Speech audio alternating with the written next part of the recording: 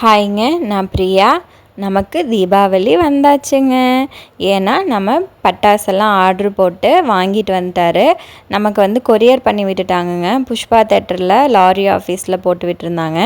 Husband வந்து ஸ்கூலுக்கு போயிட்டு ரிட்டன் கூப்பிட்டு வரும்போது அந்த பாக்ஸை வந்து எடுத்துகிட்டு வந்துட்டார். நம்ம வாங்கியிருந்தது வந்து கலர் கிராக்கர்ஸ்ன்னு சொல்லிட்டுங்க, அவங்கக்கிட்ட தான் நம்ம ஆர்டர் போட்டிருந்தோம். அதில் வந்து அவங்க சேஃப்டியாகவே நல்லா பேக் பண்ணி தான் அனுப்பிச்சிருந்தாங்கங்க. கொரியர் சார்ஜ் வந்து ஃப்ரீ தாங்க.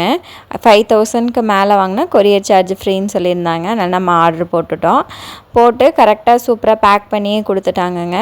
வீட்டுக்கு வந்தோடனே தான் ஜோஷ்னி வந்து பிரித்தோடனே அவங்களுக்கு அவ்வளோ ஒரு சந்தோஷங்க. ஏன்னா ஜோஷ்னி வந்து தான் உட்காந்து அவங்க அப்பாவும் அவ்வளோ உட்காந்து தான் பார்த்து ஆர்டர் போட்டாங்க.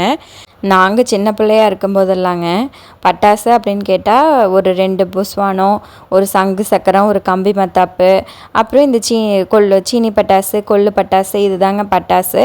ஓப்பன் பண்ணி இன்வாய்ஸ் உள்ளே இருந்ததுங்க. அதை எடுத்து நம்ம செக் பண்ணி பார்த்தோம். நம்ம ஆர்டர் போட்டிருக்கிறதும் அவங்க கொடுத்துருக்கிறதும் கரெக்டாக இருக்கான்னு சொல்லிட்டு செக் பண்ணிடலாம். செக் பண்ணி பார்த்துட்டு அதுக்கப்புறம் உள்ளே எடுத்து வச்சுக்கலான்னு சொல்லிட்டு செக் பண்ண ஸ்டார்ட் பண்ணிட்டோங்க. இதில் பிஜிலி மட்டும் ஒரு 12 பேக்கெட்ஸ் வாங்கியிருப்போங்க. ஏன்னா தீபாவளிக்குள்ளே அந்த பேக்கெட்ஸ் எல்லாம் முடிச்சிடுவாங்க.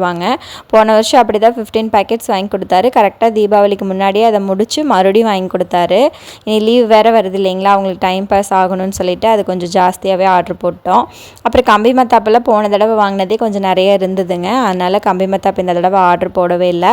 ஃபுல்லும் வந்து புஸ்வானம் தான் அதிகமாக ஆர்டர் போட்டிருப்போம். ஏன்னா பட்டாசெல்லாம் இவங்க வெடிக்க மாட்டாங்கங்க. அதனால் இது வந்து சிலிண்டர்னு சொல்லிட்டு புதுசாக ஒரு மாடல் வந்திருந்ததுங்க. அது எப்படி இருக்குது அப்படின்னு பார்க்கலான்னு சொல்லிட்டு வாங்கினோம்.